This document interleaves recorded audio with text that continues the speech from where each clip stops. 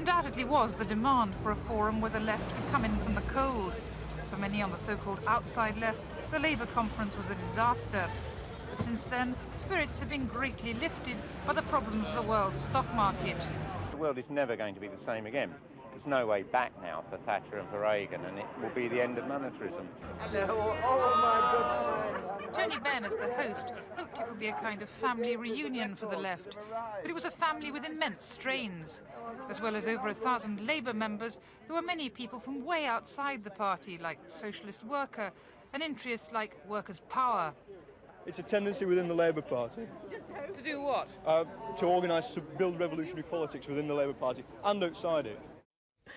Well, I'm joined now by Peter Taaffe, General Secretary of the Socialist Party and founder of the Entries militant group, which caused Labour so many problems in the 1980s. Welcome to the programme. I hope you enjoyed seeing yourself there a few years back. That jumper is just superb, that Peruvian jumper. Why didn't you show me at that age? Yes, you're right. We'll do that next time. OK. Now, Paul Mason, back in 1987, you were part of a ginger group agitating for revolutionary... Well, a group, yes, agitating for revolutionary politics in Labour. But when George Osborne recently accused you of being a revolutionary Marxist, you denied it. Well, why? Because I'm not one now. But you were one.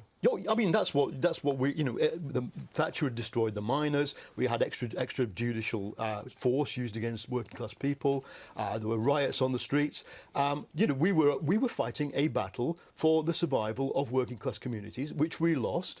Which I am terribly sorry about. There are people in, Ebervale and Wigan, Lee, where I come from, still living with that, and we were right to fight it. So why aren't you still fighting it? Because the world that has emerged is, first of all, different. The world that has emerged, the global economy, the possibilities for social justice that have emerged have to be recalibrated against where you start from, number one. And for me, personally, the journey I've taken is that I think the revolutionary left politics of the 1970s and 80s had this fatal weakness of failing to understand that what most working class people and what ordinary people who work now, let's leave aside the labels, want is an area of self-control within capitalism, within the system. That's what people like Nye Bevan fought for. That's what, as a trade unionist as well as an MP, that's what I would fight for now. Are you disappointed by this change of heart? Paul Mason says he's just adapting to the world as it is today. You're stuck in the 1970s, 80s. No, I think he's changed his position, and I think that's regressible, as he's explained, because I think there's even more of a case today for the battles that we fought 30 years ago, and we won some of those battles. It wasn't all losses. We were the people that is militant, now the Socialist Party, who took on Thatcher in Liverpool and defeated her. She was forced to give big concessions to the working class of Liverpool. We were the people also who mobilised 18 million people to defeat the poll tax, and if you read Mrs Thatcher's biography, you will see she admits in there that that battle, Paul, led to her resignation. It wasn't the EU. Now, those lessons are relevant for today. What does Jeremy Corbyn's election to the leadership of the Labour Party represent? What does the Bernie Sanders phenomena in America represents, where he's talked about revolution? So they're an indication of the massive opposition that's developing to this system. And you've articulated that. You've left at the time when perhaps Britain and America are ripe for revolution. Well, look, Bernie Sanders' talk of revolution is very clearly about a political revolution in America, throwing money out of politics. And you yourselves have co-thinkers inside. I think in Seattle you've got one city councillor. First time in 100 absolutely. years. And so, but there is a big thing happening horizontally among young people. What we mean by that, not involved in hierarchical groups. There are people on the streets of Paris right now, every night, fighting for social justice. What they're not fighting for is a Leninist revolution. That the possibility of it is gone, number one.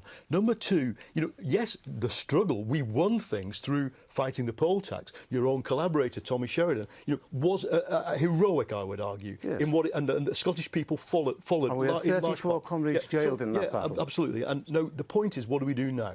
What do we do now, I think, has to be a mixture of resisting the austerity, resisting the injustices that have been inflicted on people, and parliamentary action. And you yourself, you can't even look. Why don't you? Why don't you just come in? Join the Labour Party, give yourselves, as we did in 1997, as we did in 97, that was a Labour Party activist I was part of the Labour Party. But why don't you do we that? would like to join the Labour Party. I think you should in the same way as the co-op. But do you still want a Leninist Marxist revolution? Yes, in the same way as the co-op. But Paul Mason says people don't want that. Paul, no, he's dragging in the idea of Leninism as a hierarchical centralised... But do you still believe in Leninism? We believe in parties, yes, because we don't believe that will be a spontaneous movement that can overthrow the most ruthless capitalist class that we've had in history. They are absolutely ruthless. They've been trained to rule.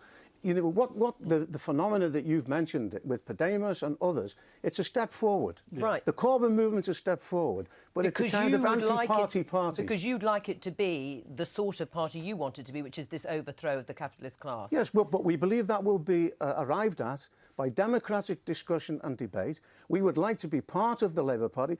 Paul wrote a very interesting article in The Guardian in which he said it can't be now centralised. It can't be a top-down party. We agree with that. Right. Why not a federation of different organisations and different parties? Do you think there is still a swell of support for that sort of sentiment? There's none among young people, and young people, in other words, are way ahead of the kind of fossilised leftism of the 20th century. They have realised that you can have your own personal revolution. You can do quite a lot on your own. And the key difference for me is that so many people have decided that, you know, instead of spending your entire life trying to force Labour to do things or force Unite or the RMT to do something, just do it yourself. We are doing it ourselves. But the point is, when you do it yourself, you don't need a hierarchical organisation and structure above. You just don't need. With a cell phone, you can do more than you can with a party. I think that's childish, frankly. I think what you've explained in your book on post-capitalism is the enormous repressive apparatus that the ruling class worldwide has built up. You gave a very good phrase where you said, think about Manila in Gothenburg. Yeah. You talked about the head of Prudential Insurance saying the minimum wage is the enemy of young people. They are ruthless. Do you think by just coming together and in a kind of a general discussion that we'll be able to overthrow this capitalist class? That's childish. The only way by building is building a mass party. To it is what I would say. Build a social counterpower. Are you still close to Jeremy Corbyn? In the sense, yes, we support Corbyn. We would like to be part of his project, but Jeremy Corbyn is unfortunately, he's trapped behind enemy lines. It's like the position... Who's the enemy? I was going to say, who is the enemy? Some of them are the Blairites, one of whom you've had in here today. They don't want what Jeremy Corbyn stands for. Paul knows this. We have two parties in one in the Labour Party. We have the Jeremy Corbyn Labour Party and we have the old, discredited remnants of the Blairites. We want a real struggle to build a party that represents the overwhelming majority. Just and that's briefly, not do you think Peter and his supporters are threatening the potential success of Jeremy Corbyn? Well, not so far, because they can't win a single election against him. But look, Labour is always an alliance of the left and right. It's just unusual that the left is leading it. All right. That's what the Blairites can't get their head around.